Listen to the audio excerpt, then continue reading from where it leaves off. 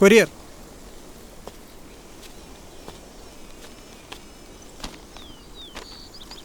So mister wannabe police, ഇതിനപ്പുറത്തേക്ക് case എങ്ങോട്ടാ സഞ്ചരിച്ചിരിക്കാന്ന് എന്തെങ്കിലും ഐഡിയ ഉണ്ടോ? ഇതെവിടെ ചെന്ന് അവസാനിക്കുമെന്ന് എനിക്കറിയാം. പക്ഷേ ഇതിൻ്റെ ഇടയിൽ നടന്ന ചില സംഭവങ്ങളാണ് എനിക്ക് മനസ്സിലാകാത്തത്. റിയലി? ക്ലൈമാക്സ് എന്താണെന്ന് അറിഞ്ഞുകൊണ്ട് സിനിമ കാണുന്നത് വളരെ ബോറല്ലേ?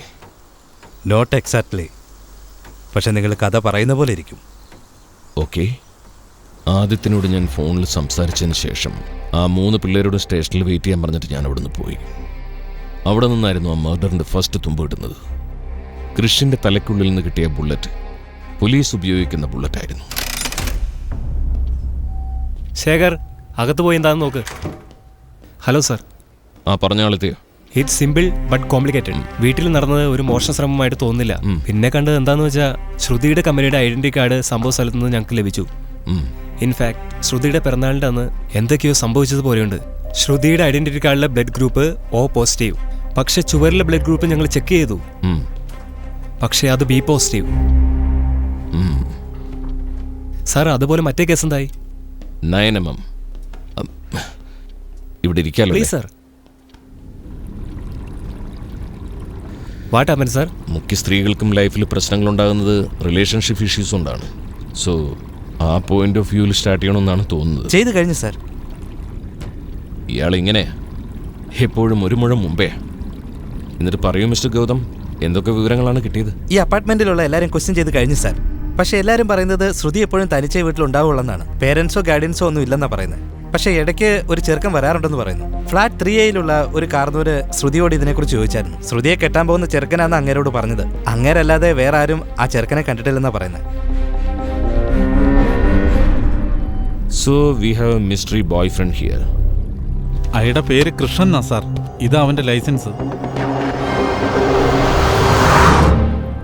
ആദിത്യൻ, വോളിൽ കണ്ട ബ്ലഡ് ഗ്രൂപ്പ് ഏതാന്ന് പറഞ്ഞേ? B positive sir.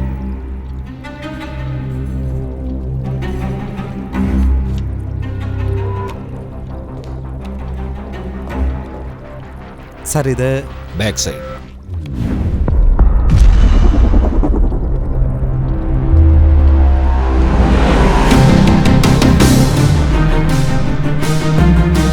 ഈ അപ്പാർട്ട്മെന്റിലുള്ള എല്ലാവരും ക്വസ്റ്റ്യൻ ചെയ്ത് കഴിഞ്ഞു സാർ. പക്ഷെ എല്ലാവരും പറയുന്നത് ശ്രുതി എപ്പോഴും തനിച്ചേ വീട്ടിലുണ്ടാവുള്ളെന്നാണ്. പേരൻസോ ഗൈഡൻസോ ഒന്നും ഇല്ലെന്നാണ് പറയുന്നത്. അത് പിന്നെ നിങ്ങൾ കണ്ടെന്ന് പറഞ്ഞ ആളിതാണോ?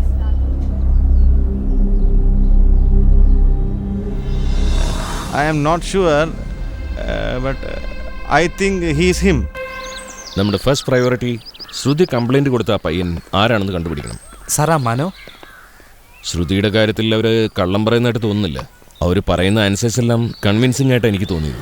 ക്രൈംബ്രാഞ്ച് ഏറ്റെടുത്ത നിലയ്ക്ക് ഇനി നിങ്ങളോട് വേണമെന്നില്ല. അംബേദ്കർ നഗറിൽ പോയിട്ട് ഇവിടെ അപ്പാർട്ട്മെന്റിൽ എന്താണോ ചെയ്തത് അത് തന്നെ അവിടെയും ചെയ്യും. I will drop U.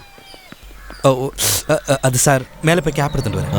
മറന്നുപോയി sir, sorry. Come on please.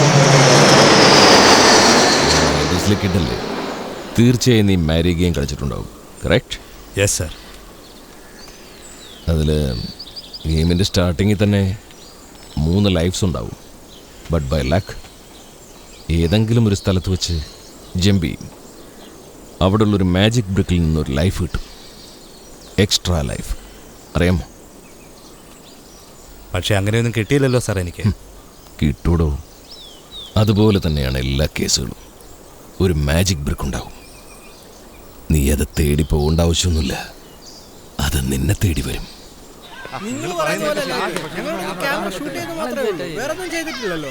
നിക്ക് ഇത് അങ്ങനൊന്നും തരാൻ പറ്റത്തില്ല. എന്തുപറ്റി? അതായത് സാർ, ഇത്ര പേര് താമസിക്കുന്ന ഈ ഫ്ലാറ്റിന് മുന്നിൽ ഷോർട്ട് ഫിലിം എന്നൊക്കെ പറഞ്ഞ് ചോദിക്കാതെ പറയുന്നത് ഫോട്ടോ എടുക്കുക. എന്തത് സാർ? ഞങ്ങൾ ഇവിടെ ഷോർട്ട് ഫിലിം മാത്രമേ എടുത്തിട്ടുള്ളൂ, വേറൊരു ശല്യം ചെയ്തിട്ടില്ല സാർ. ഇത് റെസിഡൻഷ്യൽ ഏരിയ ആണ് സാർ. അയാൾ പറയുന്ന പോലെ ഞങ്ങൾ ആരെയും ഡിസ്റ്റർബ് ഒന്നും ചെയ്തിട്ടില്ല. അയാൾ പറയുന്നതെല്ലാം കള്ളമാണ് സാർ. നാളത്തെ കോമ്പറ്റീഷന് വേണ്ടി സാർ ഞങ്ങൾക്ക് എഡിറ്റ് ചെയ്യണം. ഇതിനകത്താണ് എല്ലാ ഫയലും ഉള്ളത് സാർ. വൈകുന്നേരം സ്റ്റേഷനൊന്നും മേടിച്ചാൽ ഈ കോമ്പറ്റീഷന് വേണ്ടി 6 മാസമായി സാർ. ഇനി ആ ക്യാമറ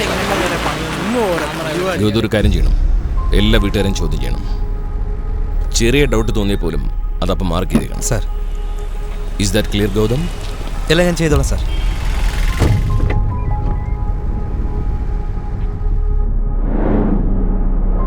സാർ ഞാൻ ഗൗതമാണ്.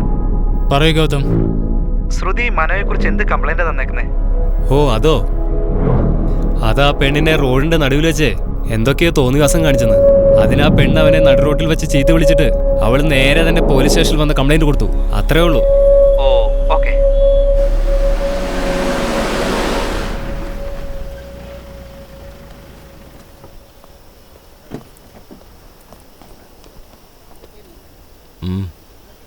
കൃഷിൻ്റെ അച്ഛനാ സാർ. മകനെ കാണുന്നില്ലെന്നും പറഞ്ഞ് കംപ്ലൈൻറ്റുമായിട്ടാണ് വന്നത്. രാവിലെ ഇൻഫോം ചെയ്യാൻ പറഞ്ഞതല്ലേ? സാർ ലൈസൻസ് സാറിൻ്റെ കയ്യിലല്ലായിരുന്നു, അതുകൊണ്ട് അഡ്രസ്സ് നോട്ട് ചെയ്തില്ല. ഇതൊക്കെ ഒരു റീസൺ ആണോ? അതോട് കയറിയിരിക്കാൻ പറ. സാർ നിങ്ങൾ അകത്തേക്കൊന്ന് പോയിരിക്കും. സാറിനോട് ഞാൻ ലീവിൻ്റെ കാര്യം എടാ പറഞ്ഞു. പിള്ളേരെ, മൊബൈൽ നമ്പർ ആയിരിക്കുന്ന സാറിൻ്റെ കൊടുത്തിട്ട് വേണം പോകാൻ. എപ്പോൾ വിളിച്ചാലും വരണം. ശരി സാർ. എടാ നിന്റെ വീട്ടിലോട്ട് തന്നെയല്ലേ? നിങ്ങൾ അവിടെ ഇരിക്കും, സാർ ഇപ്പോൾ വരും. ഇപ്പം എല്ലാവരും വെക്കൂ.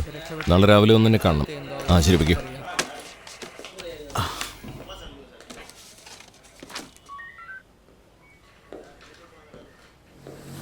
ഹലോ, കംപ്ലൈൻറ്റ് കൊടുത്തിരുന്നു അല്ലേ? പറഞ്ഞോളൂ. എൻ്റെ പേര് ശ്രീറാം. എൻ്റെ മകൻ ദിവസവും രാത്രി 9 മണിക്കുള്ളിൽ വീട്ടിലെത്തുന്നതാണ്. ഇന്നലെ മുതൽ ആളെ കാണുന്നില്ല. ലേറ്റായാലും മെസ്സേജ് അയക്കാറുണ്ട്. മെസ്സേജ് ഇതുവരെ വന്നില്ല. എൻ്റെ ഭാര്യ ഭയങ്കര വറീഡായിട്ടിരിക്കുകയാണ്. അതുകൊണ്ടാണ് ഇവിടെ ഒന്ന് ഈ വിവരമൊന്ന് പറയാമെന്ന് കരുതി. ഞാനും ഇതേ സർവീസിൽ ജോലി ചെയ്തതാ. ഡൽഹിയിലായിരുന്നു. 5 വർഷം മുമ്പ് റിട്ടയർമെൻ്റ് ആയിട്ട് ഇപ്പോൾ ചെന്നൈയിൽ സെറ്റിലാണ്. സോറി സാർ, ഞാൻ സല്യൂട്ട് ചെയ്യാൻ മറന്നു. അയ്യോ അതൊന്നും വേണ്ട. അയ്യോ സാർ, ഞാനൊരു കാര്യം പറയാം. സാർ അതെങ്ങനെ എടുക്കുമെന്ന് എനിക്കറിയില്ല.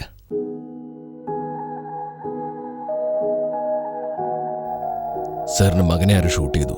His dead. എപ്പോ? ഇന്ന് രാവിലെ. ആര്? എന്തിന്? ഒന്നും അറിയില്ല, അന്വേഷിച്ചോണ്ടിരിക്കുക.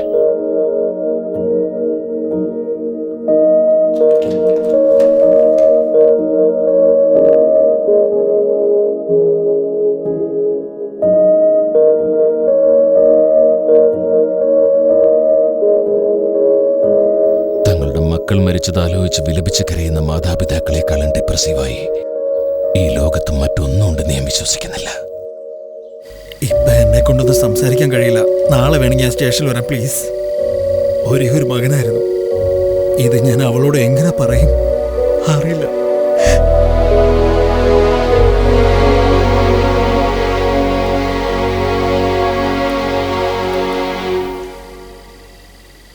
രാജൻ,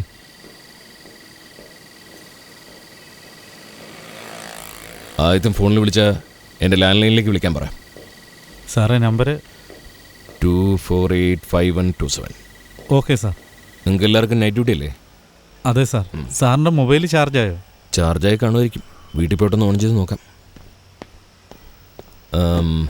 കാലത്ത് സ്പോട്ടിലുണ്ടായിരുന്നവരെല്ലാം നാളെ ഈവനിങ് വന്നാൽ മതി. Okay sir.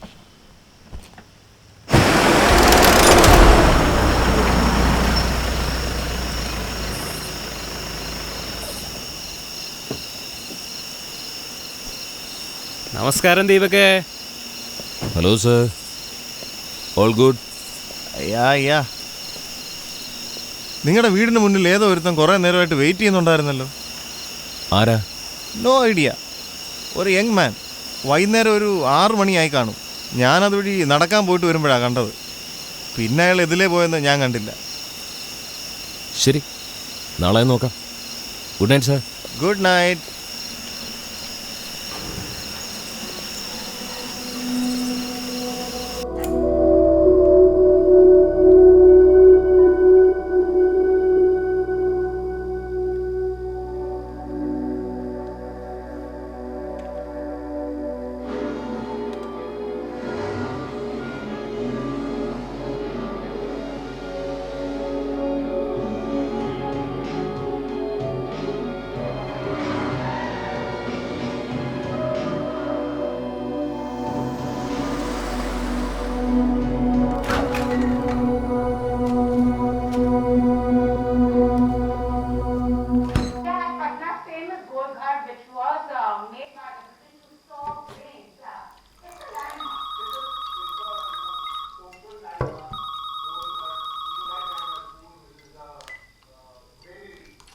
ഹലോ. സാറേ, ഞാൻ രാജനാ. സാറേ, ഇവിടെ 2 കോളേജ് പിള്ളേർ വന്നിട്ടുണ്ട്. സാറെന്തോ പേപ്പർ വൈകിട്ട് ഇവിടെ ഒന്ന് വാങ്ങിച്ചോളാൻ പറഞ്ഞില്ലേ? എന്ന് ഇവരാ പറഞ്ഞത്. ഓ, മറന്നുപോയി രാജൻ. കാറിനകത്തുണ്ട്. അവരോട് നാളെ ഒന്ന് വാങ്ങിച്ചോളാൻ പറ. ശരി സാർ.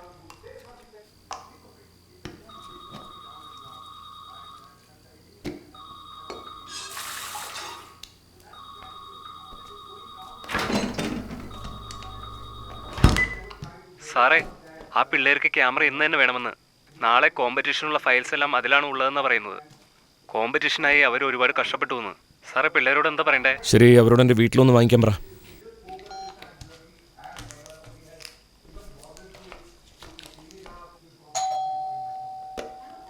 Come in.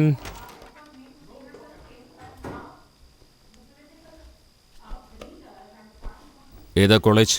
അത് കേരളം സാർ. എന്താ ഇങ്ങനെ നോക്കുന്നത്? തുറിച്ചൊരു നോട്ടം. ഇതെന്ത് ഫ്രൂട്ടായത്? ഫ്രഗോഡി ടെലിവിഷൻ എന്നൊരു കണ്ടീഷൻ ബേസ് ചെയ്താണ് സാർ. പേര്? പടത്തിന്റെ പേരാണ് സാർ. പ്രതി. ആ, പ്രതിയാ സാർ. നാളെ കോമ്പറ്റീഷൻ. പക്ഷെ ഫയൽസ് എല്ലാം ക്യാമറയുടെ ഉള്ളിലാണ് ഇരിക്കുന്നത്.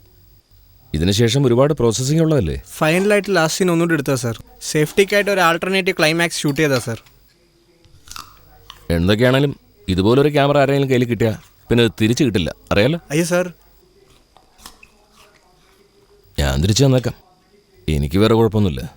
പക്ഷേ നിങ്ങൾ പെൺകുട്ടികളെയൊന്നും ഷൂട്ട് ചെയ്യില്ല, മറ്റ് ചിത്രങ്ങൾ മാത്രമേ പകർത്തൂ എന്നുള്ളതിന് എന്താ ഗ്യാരണ്ടി? സാർ, ഞങ്ങൾ ഇന്നലെ രാത്രി 4 ഷോട്ടേ എടുത്തുള്ളൂ സാർ. ഉച്ചയ്ക്ക് ഷോട്ട് എടുക്കാൻ തുടങ്ങിയപ്പോഴാണ് അയാൾ ക്യാമറയും കൊണ്ട് പോയത്.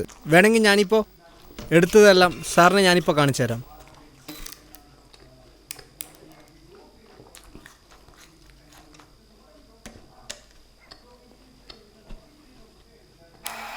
റെഡി? റെഡിയാണോടാ? ഒരു മിനിറ്റ്, നീ ഏതൊരു മോഡൽ പോലെ തോന്നുന്നുണ്ടല്ലോ. എടാ, ഒന്ന് വേഗം ആവട്ടെ. ഇതെന്താ റിവ്യൂ ആണ് എടുത്തോണ്ട്? ആ ലിപ് മൂവ്മെന്റ് ഒന്ന് ശ്രദ്ധിക്കണേ. നീ ഇപ്പൊ പറയുമ്പോൾ ലിപ്പ് സിങ്ക് ചെയ്ത് പറയണേ. എടാ, ഒന്ന് വേഗം. അയ്യോ, നിങ്ങൾക്ക് വേണ്ടി ഞാൻ തരാൻ ഉദ്ദേശിക്കുന്നത് വണ്ടി പോട്ടെ.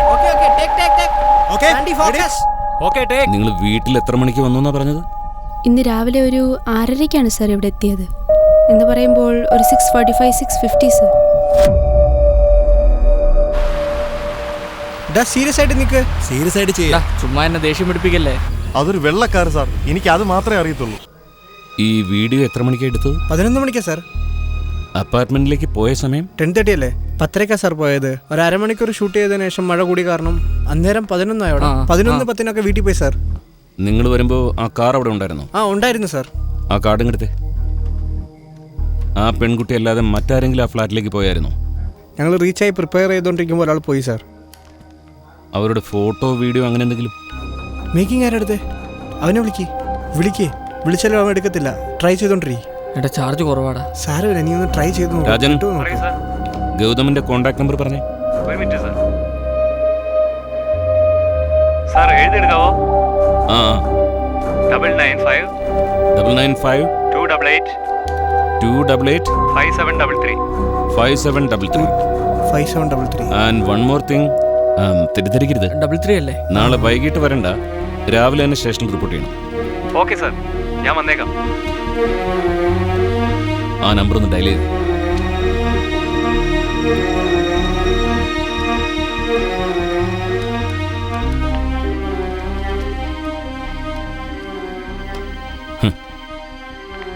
Nice ring tone.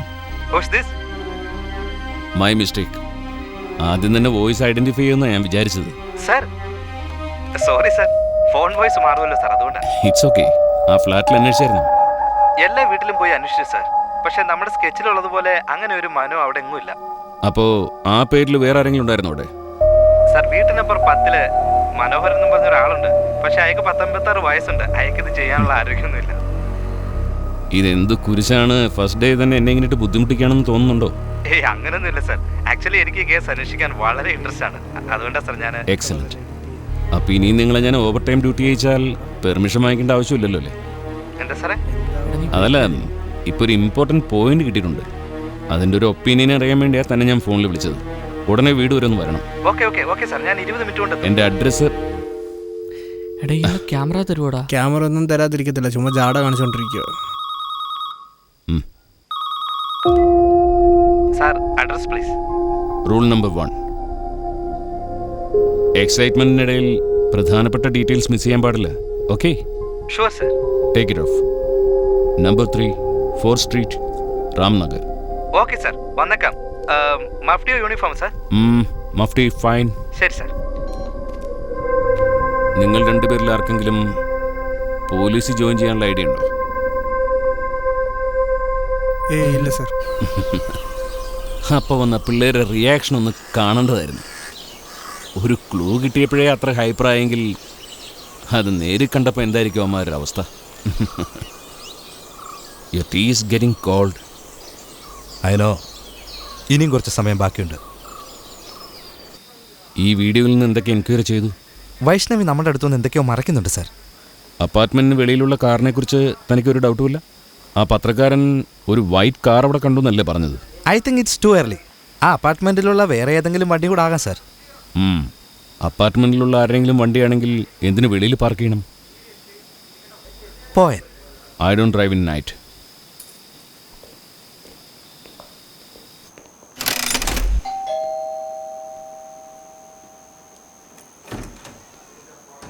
വൈഷ്ണവി ഒന്ന് വിളിക്കൂ. വൈഷ്ണവി വാക്കിങ്ങിന് പുറത്തു പോയിക്കോ സാർ. മണി 10 ആയല്ലോ. ഈ സമയത്താണോ walking? I thought is 9 sir. കുറച്ച് സമയമായുള്ളൂ പോയിട്ട്. ഇന്ന് മുഴുവനും ഡിസ്റ്റർബ് ആയിരുന്നു. ചെറുതായിട്ടൊന്ന് നടന്നിട്ട് വന്നാൽ മൈൻഡ് ഫ്രഷ് ആവുമെന്ന് പറഞ്ഞിട്ടാണ് പോയത്. It's okay. അവളുടെ മൊബൈൽ നമ്പർ ഒന്ന് തരൂ. മോനെ മൊബൈലിൽ ഞാൻ 94423 94423 55521. 55521. Hello Vaishnavi. Hello. Yeah, inspector the. എന്ത് പറ്റി സർ? വൈഷ്ണവിയുടെ സാധനങ്ങളൊക്കെ അകത്ത് തന്നെയല്ലേ ഉള്ളത്? ഒരേ ഒരു ബാഗേ ഉള്ളൂ സാർ, അതകത്തിരിപ്പുണ്ട്. ചെന്നൈയിലേക്ക് എത്ര മണിക്ക് ലാസ്റ്റ് ബസ്?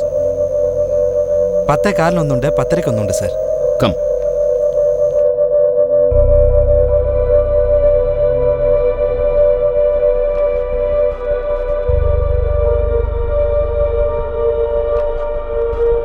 നിങ്ങളുടെ വീടിന് മുന്നിൽ ഏതോ ഒരുത്തൻ കുറേ നേരമായിട്ട് വെയിറ്റ് ചെയ്യുന്നുണ്ടായിരുന്നു. ആരാ?